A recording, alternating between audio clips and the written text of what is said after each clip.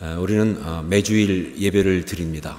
그리고 지금도 예배하기 위해서 이 자리에 와 있습니다. 자, 그러면 여러분은 예배란 뭐라고 생각하십니까?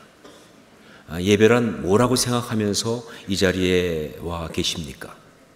사실 예배란 이것이다 라고 한마디로 정의하는 것은 쉽지 않습니다. 굉장히 많은 정의가 있을 수가 있겠지요. 그런데 그런 여러 가지 가운데서 여러분이 개인적으로 가지고 있는 예배에 대한 정의는 무엇입니까? 분명히 그것이 있어야 되기 때문에 묻습니다. 예배는 뭐라고 생각하십니까? 예배에 대한 정의가 있어야, 그래야 예배를 드리면서 기대를 할 수가 있잖아요. 그래야 예배를 드리면서 정말 온전한 예배를 드릴 수가 있지 않습니까? 그리고 그 예배를 성공할 수가 있는 것이죠. 만약에 그런 것이 없이 그냥 늘 하던 대로 와서 예배 드린다 라고 한다면 이것은 예배에 있어서 가장 안타까운, 꼭 피해야 될 모습인 바로 생각 없이 습관대로 하던 대로 예배함, 바로 거기에 해당되는 안타까운 것이죠. 혹은 그냥 구체적인 어떤 그런 이유는 없이 그저 막연한 두려움 때문에 와서 예배를 드린다면, 즉 예배해야 하니까, 혹시 예배하지 않으면 하나님께서 나한테 벌을 내릴지 모르니까 그래서 예배를 드리는 거라고 한다면 어떻게 그 예배가 하나님을 기쁘시게 할 수 있으며 어떻게 그 예배가 우리한테 축복이 될 수가 있겠습니까? 예배는 목적이 있어야 합니다. 예배는 성공과 실패가 가능한 거예요. 예배는 온전한 예배와 그렇지 못한 예배가 있을 수가 있는 것이다. 그래서 우리한테는 예배에 대한 분명한 온전한 이해와 그리고 정의가 있어야 하는 것이죠. 자, 여러분은 예배가 뭐라고 생각하십니까? 여러분이 가지고 있는 예배에 대한 정의는 무엇입니까? 예배에 대한 여러 가지 정의가 가능한 가운데 특별히 오늘 말씀 가운데 보면 아주 중요한 것이 하나 나오는데 바로 그것을 저는 오늘 여러분과 나누기를 원합니다. 저는 이 말씀을 통해서 바로 이제부터 여러분과 저의 예배가 달라질 수 있기를, 정말 우리 예배가 더 아름다워질 수 있기를, 정말 그 모든 은혜와 기쁨과 능력을 예배를 통하여 체험함으로 정말 삶 가운데 아름다운 축복을 누리며 살아가는 그 이야기가 있을 수 있기를 바라는 것이죠. 예배는 무엇일까? 우리 16절 말씀을 함께 읽도록 하겠습니다. 16절을 같이 읽습니다. 이스라엘 자손과 제사장들과 레위 사람들과 기타 사로잡혔던 자의 자손이 즐거이 하나님의 성전 봉헌식을 행하니. 여기서 여러분이 주목해야 될 단어가 바로 성전 봉헌식이라고 하는 단어입니다. 이 성전 봉헌식, 특히 봉헌식, 이 말은요 히브리어로 말하면 하누카라는 말이에요. 신약 성경에 보면 수전절이라는 것이 나옵니다. 요한복음 10장 22절이 나오는데 그게 하누카죠. 그리고 지금도 유대인들이 절기로서 하누카를 지키고 있는데 바로 그 단어입니다. 물론 신약에 나오는 그 절기, 그리고 지금도 유대인들이 지키고 있는 그 하누카는요 주전 164년 마카비 혁명의 성공으로, 그래서 정말 그 유다 사람들을 지배하고 있던 셀류커스, 그 헬라 세력을 몰아내고 그리고 성전을 다시 찾았을 때 그때 그 성전을 봉헌하면서 지킨 그날이에요. 그날을 기념하면서. 그래서 하누카 이렇게 얘기했지만, 그러나 사실 이 하누카라는 단어는요 그날만을 말하는 것이 아닙니다. 사실 모든 성전 봉헌을 하누카 이렇게 말할 수 있어요. 그렇기 때문에 이런 면에서 본다면 원조 하누카는 언제냐라고 할 때 출애굽기 40장, 즉 성막을 봉헌했을 때, 그때가 바로 원조 하누카죠. 그 다음 하누카는 어떤 것이냐? 바로 열왕기상 8장 솔로몬의 성전을 봉헌했을 때. 그리고 그 다음은 또 언제냐? 바로 우리가 읽은 에스라 6장, 이 스룹바벨과 돌아온 자들이 성전을 이제 다시 세워서 봉헌했을 때. 그리고 마지막은 주전 164년 마카비 혁명으로 이루어진 하누카, 이렇게 말할 수가 있는 것이죠. 이 모든 것이 상황은 다르고 내용은 다르지만, 그러나 성전을 봉헌한다는 면에서는 다 하누카다라고 부를 수가 있는 것입니다. 자, 그런데 그러면 이 하누카의 핵심이 뭐냐 하는 거죠. 하누카 굉장히 중요한데 이 하누카의 핵심이 뭐냐? 여러 가지 정치적이고 역사적인 어떤 배경이 있지만, 그러나 그것과 상관없이 변하지 않는 이 한우카의 핵심은 바로 예배라고 하는 거예요. 예, 한우카는요 그냥 봉헌이 아니고 예배의 자리인 성전을 봉헌하는 것을 한우카라고 합니다. 한우카는요 그렇기 때문에 그냥 헌신이 아니라 예배를 드리기 위한 헌신이고, 그냥 회복이 아니라 예배를 회복한 날, 그날이 바로 한우카다 그 말이에요. 마카비 혁명을 성공하고 그들이 정말 예루살렘 성전을 다시 탈환했을 때 그때의 모습에 대해서 외경인 마카비서에 다음과 같이 말하고 있습니다. 적을 물리치고 성전에 들어서니 제단은 오염되었고 성전의 문들은 불타버려 부서져 있었다. 성전 뜰에는 잡초가 자라고 제사장들의 방도 다 무너진 채 방치되어 있었다. 처참한 모습에 유다와 그의 군인들은 옷을 찢고 머리에 재를 쓰고 땅바닥에 주저앉아 얼굴을 땅에 대고 통곡하였다. 유다 마카비는 신실한 제사장들을 세워 성전을 정결케 하였다. 부정한 돼지로 더러워진 제단은 허물어버리고 새로운 돌로 새 제단을 만들었다. 또한 금관과 금방패를 만들어 새롭게 봉헌하고 부서진 문들을 만들어 달고 무너진 방들을 수축하였다. 마카비 혁명은 정치적 혁명이 되고 말았습니다. 그래서 하스몬 왕가라고 하는 왕가가 세워졌으니까. 하지만 그 마카비 혁명의 출발은요 바로 예배의 결단이었어요. 그 당시에 이스라엘을 지배하고 있던, 유다를 지배하고 있던 셀류커스 왕조는요 헬라화를 추구하면서 그래서 성전 가운데다가 제우스 신상을 세우고 거기에 헬라식 제사를 드리도록 사람들한테 강요한 거예요. 그때 바로 그러한 잘못된 제사에 대해서 단호히 거부하면서 그러면서 일어선 사람이 모디인의 제사장인 마타디아라는 사람입니다. 예, 거의 죽음이었어요. 그렇게 한다면 곧 죽을 수밖에 없는 상황이지만 그러나 목숨을 걸고 예배를 위한 결단한 것이 바로 마카비 혁명의 시작이었어요. 그리고 이 혁명의 마무리는 어떻게 됐느냐? 이제 그 아버지 뒤를 이어서 혁명을 마무리한 유다 마카비 셋째 아들이죠. 그 유다 마카비가 성전을 갖다가 다시 찾아서 3년 동안이나 드리지 못했던 예배를 다시 드리는 예배의 회복으로 이 혁명이 마무리가 된 거예요. 그게 바로 한우카죠. 그러므로 지금 우리가 함께 읽은 이 에스라 6장에 나오는 이스라엘 자손들과 제사장들과 예의 사람들, 그리고 정말 포로에서 돌아온 사람들이 성전 봉헌식을 한다는 것은요, 이건 그냥 건물을 올려드리는, 건물을 다 완성했으니까 드린다고 하는 그런 낙성식의 개념이 아니라 바로 그동안 드리지 못했던 예배를 회복한다고 하는 그런 개념이에요. 그리고 이제 계속 이 예배가 여기 있을 것이라고 하는, 있어야 한다고 하는 그 출발에 해당하는 바로 그 의미를 갖고 있는 것이다. 자, 그런데 그때 그렇게 그들이 드렸던 그 예배는 어떤 예배였는가 하는 것이죠. 그 한우카, 그때 드렸던 그 예배는 어떤 예배였는가? 그건 바로 축제였습니다. 이미 우리가 16절을 보면서 느꼈겠지만 정말 축제예요. 말씀을 읽으면서 느꼈겠지만 아주 반복되는 정서가 뭡니까? 즐겁다 하는 것입니다. 즐거이 드렸다. 이어지는 모든 내용들 다 그래요. 특별히 유월절 얘기가 나오고 있는데 정말 유월절은요 이스라엘 사람들이 갖고 있는 영적 최고의 축제입니다. 이것이 바로 그때 예배의 정서라는 것이죠. 자, 그런데 여러분, 이것은요 그때 그날만 적용되는 그런 정서가 아니에요. 이건 바로 모든 예배가 어떠해야 하는지 바로 그것을 말해주는 모든 예배의 정서입니다. 이게 중요하죠.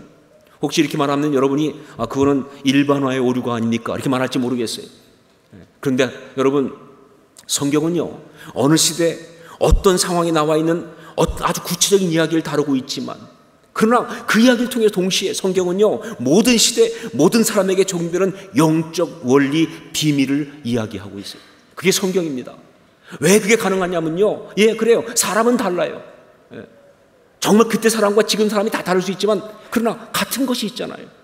뭐가 같습니까? 바로 하나님이 같다는 거죠. 같은 하나님이에요. 그때 그들이 섬겼던 하나님이나 지금 우리가 섬기는 하나님이 같은 하나님이기 때문에 아주 구체적인 아주 어떤 특정한 시대 이야기를 가지고 모든 사람에 해당되는 영적 원리를 말할 수가 있는 거예요. 그렇기 때문에 그때 한우카의 그 예배의 정서는 바로 지금 우리 모든 사람의 예배의 정서가 되어야 하는 것이죠. 다시 말합니다. 예배는 그러므로 축제입니다. 예배는 축제다. 언제 어떤 상황에서 드려도 예배는 축제입니다. 뭐 성도들이 수백 수천씩 모여가지고 크게 함께 드리는 그 예배만 축제가 아니고, 정말 몇 사람이 모여서 정말 다락방 예배 드리면서, 혹은 가족 예배 드리면서, 혹은 정말 혼자 드리는 예배를 할지라도 그게 예배라고 한다면 예배는 축제라는 거예요. 또 어떤 특별한 계기가 있어가지고 무슨 기념일이 되어서 그래서 의미를 가지고 드리는 그런 예배만 축제가 되는 것이 아니라, 매주일 드리는 예배가, 매일 드리는 예배가, 정말 매일 내가 하는 그 큐티가, 혼자 하는 그 기도가, 그게 다 예배라고 한다면 그게 다 축제가 되어야 한다는 것이죠. 제가 은혜 받은 어떤 분의 간증을 들으면서 참 은혜 받은 것이 있는데, 그분이 그러더라고요. 자기가 은혜 받고 너무너무 좋아서 혼자서 막 기도하는데 그냥 기도가 아니라 예배를 드리는 거예요. 하나님 하고서 이제 기도하다 보니까 막 기도하면서 예배하면서 막 혼자서, 그런데 막 혼자 그렇게 예배 드리다 보니까 너무 하나님께 감사해서 그냥 정말 찬양하면서 하나님 앞에 막 손 들고 찬양하다 보니까 또 정말 더 막 감동이 와가지고 하나님 보시라고 율동까지 막 이렇게 하면서 자기가 하나님 앞에서 그렇게 했다는 얘기를 듣는데, 사실 그런 장면을 남들이 보면 뭐라고 그러겠어요, 그렇죠? 미쳤다고 그러겠죠, 그렇죠? 근데 미친 거 아닙니다. 그게 정상이에요. 왜? 예배니까. 예배는 언제 드려도 그게 축제가 돼야 돼요. 정말 예배는 영적 파티예요. 예배는 그럴 수밖에 없어요. 정말 그래요. 예배의 주된 정서는 뭐냐? 그러니까 그건 바로 기쁨과 즐거움이에요. 축제니까 말이죠. 모든 예배는 다 그래야 합니다. 물론 정말 힘들고 어렵게 무너진 마음을 가지고 예배의 자리에 올 수가 있어요. 서러움과 슬픔이 정말 마음에 가득해서 예배를 드리는 그 순간에 눈물이 쏟아지고 마음이 물처럼 녹아내리는 그런 마음으로 예배를 시작할 수 있어요. 혹은 삶의 여러 가지 어려움과 부담 때문에, 경제적인 부담 혹은 관계에서 오는 부담, 이런 것 때문에 마음이 납덩어리처럼 무거운 채 그렇게 예배를 시작할 수 있어요. 혹은 마음속에 정말 폭발할 것 같은 분노가 있는 채, 용서할 수 없는 마음, 정말 쓴 뿌리가 정말 이 속에 있어서 쓴 물이 올라오는 상태로 그렇게 힘들게 예배를 시작할 수 있어요. 혹은 분주함과 피곤함 속에서 정말 물에 젖은 빨래처럼 그렇게 축 처져서 정말 그렇게 무력하게 예배를 시작할 수 있어요. 정말 기쁨과 즐거움하고는 거리가 멀어도 한참 먼 상태로 예배를 시작할 수 있어요. 하지만 시작은 그렇게 할 수 있어요. 하지만 결론은 달라야 합니다. 어떻게 시작했든 간에 결론은 달라야 돼요. 결론은 바로 기쁨과 즐거움이어야 돼요. 하늘의 기쁨이, 하늘의 즐거움이 내 가슴속에 가득 찬, 성경의 표현 그대로 말이죠, 외양간난 송아지가 뛰듯이 달려나갈 수 있는 바로 그런 것이 예배인 줄로 믿습니다. 예배는 그래야 돼요. 왜? 예배니까 말이죠. 정말 예배 가운데 그런 역사가 일어나니까, 그 예배는 축제니까 말이죠. 경배 찬양 가운데 내 손을 주께 높이 듭니다 라는 찬양이 있습니다. 제가 이 찬양을 특별히 잊을 수 없는 것은요, 제가 서울에 온누리교회 부목사를 있을 때 그때 정말 받은 은혜가 있어서 그래요. 그때 서울의 온누리교회에서는요, 예배 때마다 부목사들이 예배를 이제 사회를 보면서 경배 찬양도 다 같이 했어요. 따로 경배 찬양도 뭐 있는 것이 아니라 부목사님들이 담당자가 경배 찬양을 하는 거예요. 그런데 그때 경배 찬양을 할 때 일종의 불문율이 하나 있었어요. 뭐냐면 일단 모든 찬양은 세 곡이에요. 그래서 경배 찬양 2곡, 찬송가 1곡 이렇게 구성하게 돼 있어요. 이거 어겼다간 죽음이에요. 그 다음에 또 하나 중요한 게 있는데 뭐냐면 절대로 성도들이 모르는 찬양은 하지 않기. 아는 것만 불러야지 모르는 찬양을 부르면 안 된다. 그래서 절대 새 찬양 못 부르게 했어요. 자, 제 순서가 됐는데 저는 그때 이 내 손을 주께 높이 듭니다를 너무 부르고 싶은 거예요. 근데 문제는 뭐냐? 이게 그때는 새 찬양이었어요. 지금은 흘러간 옛 노래지만 그때는 새 찬양이었습니다. 그래가지고 저는 이제 대학부도 맡고 있었고 했기 때문에 젊은이들하고 많이 불렀고 경배 찬양도 했지만 어른들은 잘 모르는 찬양이에요. 그러니까 이거를 했다가는 좀 문제가 될 것 같다. 그런데 정말 너무 하고 싶은 거예요. 뭐 변화를 좋아하기도 하지만 정말 이 찬양의 가사가 너무 은혜가 돼서 제가, 그리고 성령께서 감동 주셔서 안 할 수가 없어요. 결국은 정말 말씀 그대로 잘리면 잘리리라 하는 마음을 가지고 했습니다. 그런데 놀랍게도 이 찬양을 딱 하는데 성도들이 다 함께 하는 거예요. 물론 잘 모르는 찬양이에요. 그런데 이 성도들이 다 함께 하는데 그게 무슨 원래 그 교회 좀 오래 다니다 보면요, 모르는 노래가 나와도 기본적으로 립싱크를 합니다. 그래서 하는 게 아니에요. 그냥 립싱크 하는 게 아니라 진짜 가사의 고백을 같이 합니다. 멜로디는 잘 모르지만 그러나 가사를 고백하면서 멜로디를 더듬어 따라가면서 정말 자기의 고백을 올려드리는데 얼마나 정말 은혜가 되는지 말이죠. 예배 끝난 다음에 특별히 기억이 나는 것은 한 성도님이 저를 찾아왔어요. 오더니 제 손을 잡고 목사님 고맙습니다. 그래서 제가 하도 의아해서 뭐가 고맙냐고. 왜냐면 제가 설교 안 했거든요. 저는 예배 사회만 봤으니까. 그래서 제가 설교도 안 했는데 왜 저한테 그러십니까? 그랬더니 그분이 눈물 글썽글썽 하면서 한 얘기가 그 찬양을 부를 수 있게 해주셔서 고맙습니다. 그러면서 하는 얘기가 뭐냐면 정말 자기가 너무너무 힘든 마음을 가지고 예배에 왔는데 근데 그 찬양을 부르면서 정말 자기 안에 진짜 회복이 일어났다. 내 손을 주께 높이 듭니다. 내 찬양 받으실 주님. 여러분 약간의 몸부림이 느껴지지 않으세요? 쉬운 얘기가 아니라는 것이죠. 어렵다는 거죠. 하지만 내가 손을 들겠습니다. 내 찬양 받으실 주님 앞에. 자기도 그랬다는 거예요. 정말 내 손을 주께 높이 듭니다. 내 찬양 받으실 주님. 근데 그러면서 그 다음에 이어지는 가사가 슬픔 대신에 희락을, 제 대신 화관을, 근심 대신 찬송을, 찬송의 옷을 주셨네. 부르는 동안 정말 그 역사가 일어났다는 거예요. 슬픔 대신에 화관을 주시고, 제 대신 슬픔 대신 희락을 주시고, 제 대신 화관을 주시고, 근심 대신 찬송을 주시는 그 놀라운 역사가, 그러면서 마음속 기쁨이, 즐거움이 회복되는 정말 온전한 찬양을 부를 수 있는 그런 역사가 일어났다고. 그러면 눈물을 글썽이면서 이야기하더라고요. 여러분 정말 이 찬양은요, 모든 찬양이 그렇지만 예배가 어떠해야 하는지, 예배 가운데 어떤 일이 일어나는지를 정확하게 이야기해 주고 있습니다. 그래요, 예배는 어떤 정서로 시작했든지 그 마지막은 희락이고 화관이고 찬송이 되어야 하는 것입니다.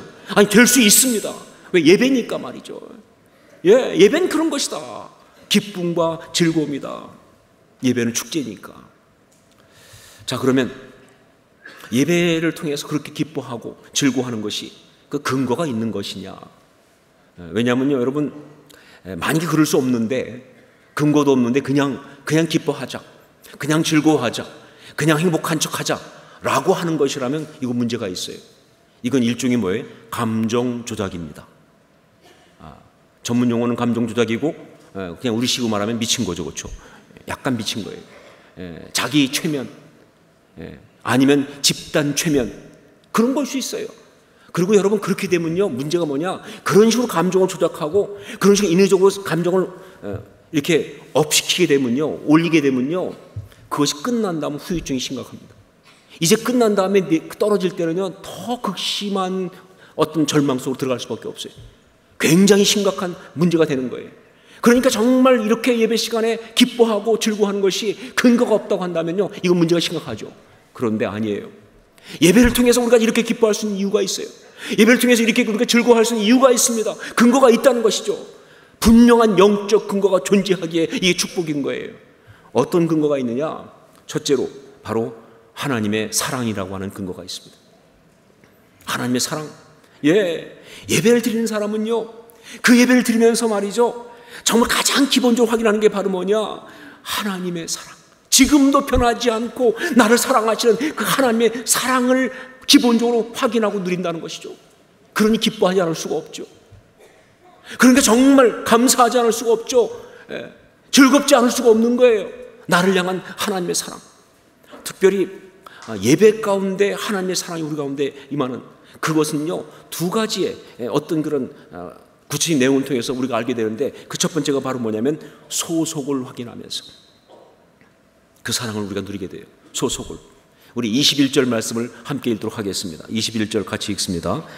사로잡혔다가 돌아온 이스라엘 자손과 자기 땅에 사는 이방 사람의 더러운 것으로부터 스스로를 구별한 모든 이스라엘 자손 사람들에게 속하여 이스라엘의 하나님 여호와를 찾는 자들이 다 먹고, 누가 유월절을 먹는가라는 이야기인데 보니까 사로잡혔다가 돌아온 이스라엘 자손들만 먹는 것이 아니라 그 땅에 살면서 부정한 사람들과 갈라서서 이스라엘 사람 편이 되어서 그들과 함께 이스라엘 하나님을 섬기기로 작정한 모든 사람들, 그들이 함께 먹었다 이렇게 돼 있어요.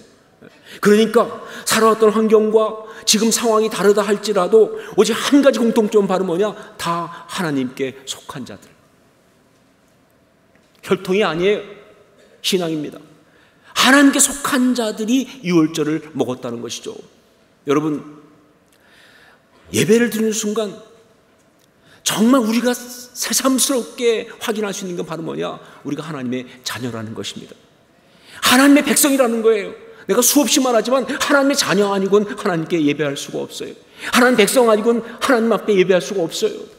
여러분, 우리가 드린 예배는요, 막연한 신적 존재에게 하는 예배가 아닙니다. 어떤 미지의 신에게 올리는 예배가 아니에요. 여러분, 정말 그 예배가 진짜 예배라고 한다면 그 예배는요, 살아계신 하나님, 아니 그냥 하나님 아니라 우리 하나님 아버지한테 예배하는 거예요. 그러니까 예배 드리는 순간 하나님 아버지가 정말 자녀인 우리한테 정말 그 어떤 자녀된 그 소속의 확인을 해주시는 역사가 예배를 통해 일어난다는 것이죠. 그게 사랑이에요. 우리가 남이가만 해도 사랑이 느껴지는 판인데 말이죠. 하나님 아버지, 난 그의 자녀인데 이 사랑이 어떻게 행복하지 않을 수가 있겠어요? 이게 어떻게 즐거움이 아닐 수가 있겠습니까?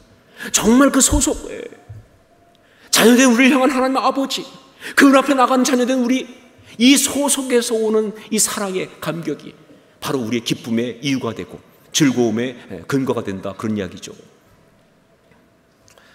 또 한 가지, 하나님의 그 사랑은 어떻게 우리가 누릴 수 있느냐라고 할 때, 우리 하나님 아버지께서 그동안 우리를 너무나 구체적으로 돌보아 주셨음을 확인하면서 그 사랑을 누리는 것입니다. 우리 하나님 아버지께서 그동안 너무나 구체적으로 우리를 돌보아 주셨음을 확인하면서, 그러면서 그 사랑을 누리는 것이다. 우리 22절 말씀을 함께 읽도록 하겠습니다. 22절 같이 읽습니다. 즐거움으로 이랫동안 무교절을 지켰으니 이는 여호와께서 그들을 즐겁게 하시고 또 아수르 왕의 마음을 그들에게로 돌려 이스라엘의 하나님이신 하나님의 성전 건축하는 손을 힘있게 하도록 하셨음이었더라. 여러분, 하나님은요, 우리한테 그동안 아무것도 안 하신 것이 아니었습니다. 아니, 정확히 말하면 지금 우리가 이 자리에 있다는 것이 바로 뭐냐? 하나님이 돌보아 주셨으니 여기까지 온 것이다. 비록 살아가면서 우리가 원하는 대로 되지 않는 것이 많이 있어서, 그래서 우리는 정말 인생은 실패했다고, 잘 안 되고 있다고, 되는 일이 없다고, 더 심할 때는 하나님이 나한테 해준 게 뭐가 있냐고 그렇게 생각할지 모르겠지만, 그러나 예배자는 예배를 드리는 그 순간 그가 발견하는 것은 뭐냐? 아니었어요.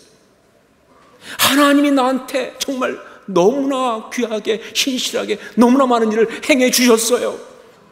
아니면 내가 여기 와 있을 수가 없어요. 정말 나를 향한 하나님이 행하신 그 모든 일은 너무나 놀랍습니다. 얼마나 그 아름다운 손길 나를 돌보아 주셨는지 그 사랑을 깨닫고 누리는 것이 바로 예배자예요. 저는 이 말씀 중에 나오는 이는 여호와께서 그들을 즐겁게 하시고, 저는 이 말씀 믿습니다. 이 말씀 붙들고 있어요. 그래, 우리 하나님은요, 우리를 즐겁게 하시는 하나님이신 줄 믿습니다. 하나님 우리를 행복하게 하시는 분이세요. 얼마나 많은 일을 행하셨는지 말이죠. 얼마나 정말 많은 축복을 내게 주셨는지. 우리는 없는 것만 생각하면서 분하다고 할지 모르겠지만, 아니요, 하나님이 이미 베푸신 은혜는요, 감당할 수 없을 만큼 엄청난 것들이에요. 바로 이 사실을 예배를 통해서 다시 한번 확인받는 것이죠. 그게 예배라는 것입니다. 여기 이들이 유월절을 지켰다고 했는데, 그 유월절이 어떤 날입니까? 안타깝게도 지금까지도 유월절 그러면 6월달에 있는 날로 생각하는 분이 아직도 있어요. 아니죠. 유월절, 출애굽 당시에 하나님께서 당신의 백성을 애굽의 종살이에서 구출해낼 때, 그때 바로가 버티니까 그 바로를 치시기 위해서 10가지 재앙을 보내시잖아요. 근데 그 재앙의 마지막, 그것이 바로 장자를 죽이는 재앙이에요. 그때 이 마지막 재앙을 내리면서 하나님은요, 온 애굽에 있는 모든 초태생을 다 죽이는데, 그런데 그렇게 되면 이스라엘 사람도 다 죽게 되니까 당신의 백성만큼은 보호하시기 위해서. 그래서 이스라엘 백성들한테 말한 게 뭡니까? 양을 잡아서 그걸 가지고 문설조 인방에 피를 바르라고. 그리고 그 안에 있으면 내가 그날 죽음의 칼날로 애굽을 심판할 때, 그때 그 피 바른 집을 보면 내가 건너갈 것이다. 그래서 패스오버, 유월절 아닙니까? 여러분, 그래서 이스라엘 사람들은요, 유월절을 지킬 때마다 2가지의 사랑을 정말 감동적으로 항상 누려요. 유월절을 지킨다. 아니, 무슨 뜻이냐 할 때 한 가지가 바로 뭐냐? 소속에서 오는 사랑이에요. 우리는 하나님 백성이야. 우리는 하나님께 속했어. 여러분, 이게 기가 막힌 감동이죠. 이 소속에서 오는 사랑. 그리고 또 한 가지가 뭐냐? 바로 하나님의 구체적 돌보심. 그렇게 하시면서 그 상황에서도 당신의 백성을 어떻게 지켜주실까 생각하시면서 그들을 위해 친히 세밀한 돌보심을 만드신 하나님의 돌보심에서 오는 그 사랑. 네, 여러분, 바로 그 한우카, 그 다음에 유월절 지키면서 그들이 누렸던 바로 그 사랑의 이야기는요, 우리가 예배 때마다 누려야 할 바로 그 사랑입니다. 여러분, 예배 드릴 때마다 우리는 이 사랑을 발견할 수 있어야 돼요. 늘 말씀드리지만 예배는 아무나 합니까? 하나님 자녀 아니고 못하는 거 아니에요. 소속에서 오는 사랑, 예배 드릴 수 있어서 얼마나 감사한지 말이죠. 그리고 정말 하나님의 그 구체적인, 몰랐는데 정말 생각해 볼수록 기가 막힌 그 사랑, 돌보신 사랑, 이거를 감동적으로 누리는 것이 바로 예배 이야기라는 것이죠. 예배는 그런 것이다. 예배가 축제일 수밖에 없는 것은, 예배가 정말 즐거움과 기쁨이 가득한 정서일 수밖에 없는 것은 바로 하나님의 사랑 때문에.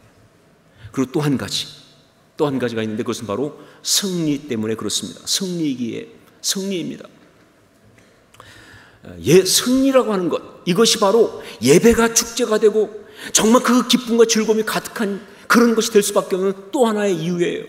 그래요, 모든 예배는 승리의 축제입니다.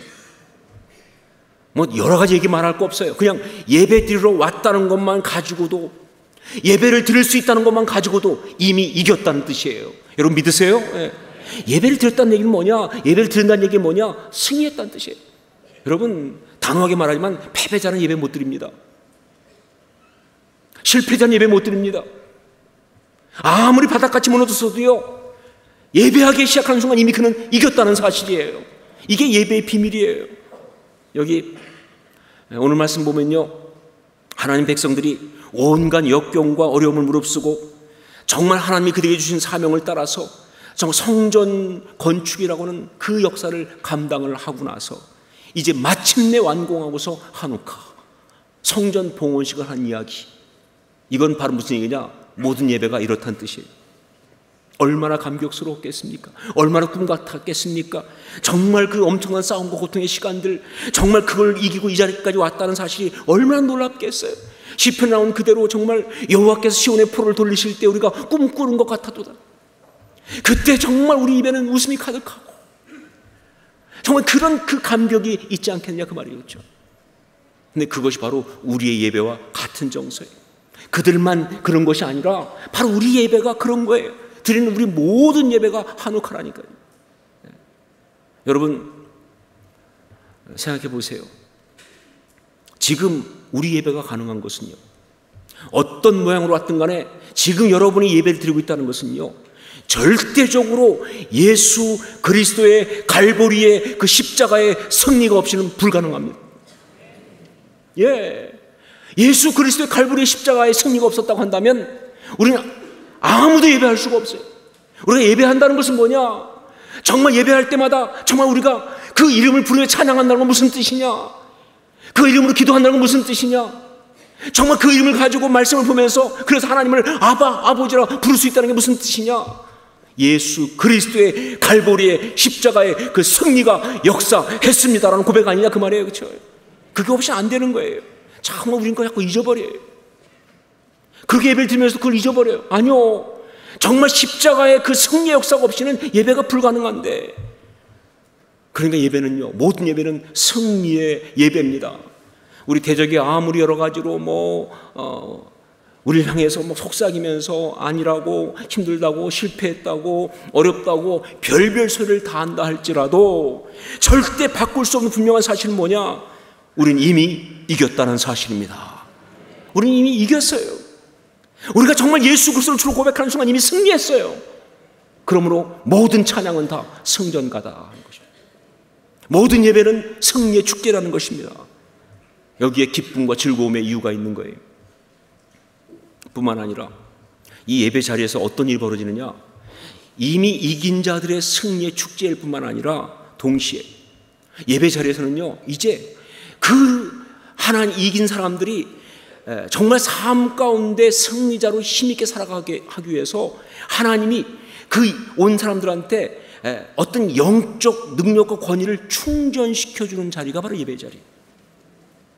그러니까 정말 이 땅에서 우리가 살아갈 때 승리자로 살아가기 위해서 필요한 그 영적인 힘과 능력을 정말 온전히 채워주는 시간이 예배 시간이에요. 예배 시간에 우리는 정말 충전이 딱 돼서 나가야 돼요. 아주 정말 100%. 어떤 사람은 충전 다 했는데 보니까 아직도 0%인 사람이 있어요. 큰일 납니다. 그렇잖아요. 제일 허무할 때가 그런 거 아니에요? 우리 전화기 같은 거 충전 밤새 했는데 아침 봤더니 0%야. 뭐가 잘못됐어요? 아니요. 예배는 그러면 안 됩니다. 정말 완전히 고갈돼서 완전히 그냥 진짜 다 빠져나가서 거의 기어들었다 할지라도 말이죠, 예배 드리는 동안 막 충전이 돼가지고, 지금 충전이 느껴지세요? 지금 머리 위로 막 이게 들어오는 게 느껴지십니까? 정말 찬양하면서 그러면서 막 충전돼가지고 나갈 때는 100%. 풀리 차지가 돼가지고, 그래가지고 힘있게 달려나가는 이야기. 이게 바로 예배 이야기라는 거예요. 저는 그 가톨릭의 것들 가운데 어떤 것들은 참 좋은 것들이 있는데, 우리가 그 가톨릭이 잘못된 것 때문에 그걸 갖다 이렇게 배제하다 보니까 좋은 것까지 그냥 다 배제해버린 것들이 있어서 때때로 안타까울 때가 있어요. 그 중에 하나가 이 미사라는 것입니다. 미사. 가톨릭은 예배를 미사라고 그러잖아요. 그런데 이 미사라는 것이 뭐냐? 영어로는 메스라고 하는데, 그거는 라틴어 미테레라는 말의 과거 분사에서 나왔습니다. 이 미테레, 라틴어 이 미테레라고 하는 단어, 이건 보내다 하는 뜻입니다. 보내다. 그러니까 보내다의 과거 분사가 보냈다, 보내버렸다 하는 것이 바로 미사예요. 그럼 왜 가톨릭에서는 그 예배를 미사라고 하느냐? 이유는요, 사실 원래 제대로 된 가톨릭 예배를 간다면, 그러면 예배가 다 끝난 다음에 그 예배는 반드시 마지막에 이 말을 하게 돼 있어요. 그게 바로 뭐냐면 이때 미사 에스트라는 말입니다. 이때 미사 에스트. 이 말은 뭐냐면요, go is sent away. 뭐냐? 가라, 보냄받았다. 그게 마지막에 나오고 있어요. 그래서 이때 미사 에스트, 바로 거기서 미사가 온 거예요. 저는 정말 이건 중요한 인사이트라고 생각해요. 그래요. 예배는요, 그게 진짜 예배라고 하면 마지막이 파송으로 끝이 납니다. 절대 예배의 마지막은요, 이별이 아니에요. 많은 사람은 이별로 끝나는 사람이 있어요.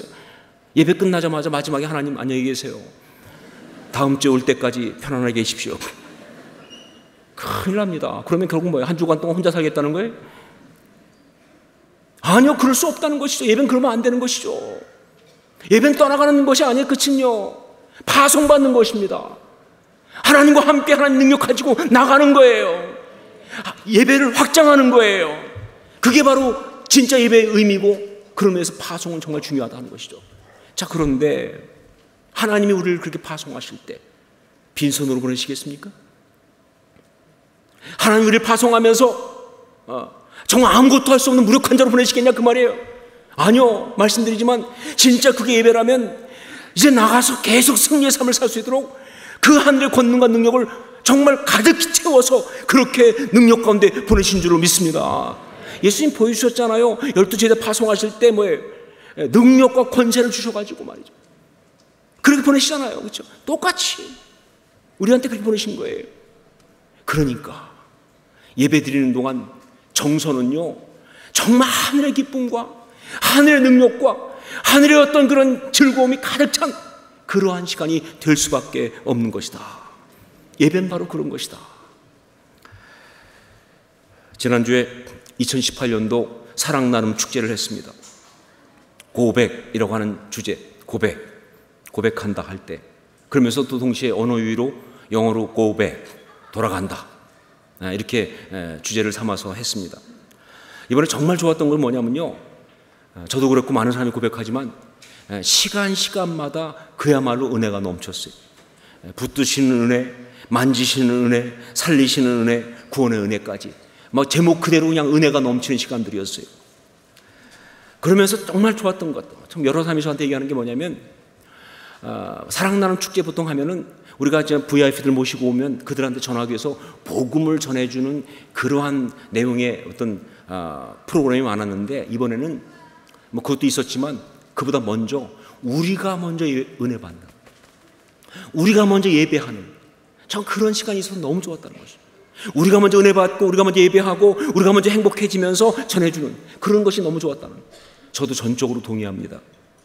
그러면서 제가 이번 사랑나눔 축제를 통해서 두 가지 확실한 메시지를 받았어요. 하나가 뭐냐, 그렇다, 우리 교회 예배는, 우리 모든 성도 예배는 반드시 축제여야 한다. 사랑나눔 축제니까, 그렇죠? 축제해야 한다. 예배는 축제해야 한다. 우울한 예배 안 된다는 것이죠. 답답한 예배 안 된다는 것이죠. 정말 행복하게, 정말 즐겁게 예배는 축제해야 한다는 것. 그리고 또 하나, 고백, 그 예배로 돌아가야 한다는 것. 그래야 아름다운 교회가 되는 것이죠. 그래야 행복해진다는 것. 그 예배로 돌아가자. 여러분, 정말 우리 교회 모든 예배가 그러한 하늘의 축제인 예배가 될 수 있기를 주님으로 축원합니다. 여러분의 모든 예배가 바로 그런 예배가 될 수 있기를, 정말 그래서 그 예배 가운데 여러분이 힘을 얻고 승리로 살아가는 역사가 있을 수 있기를 주님으로 축원합니다.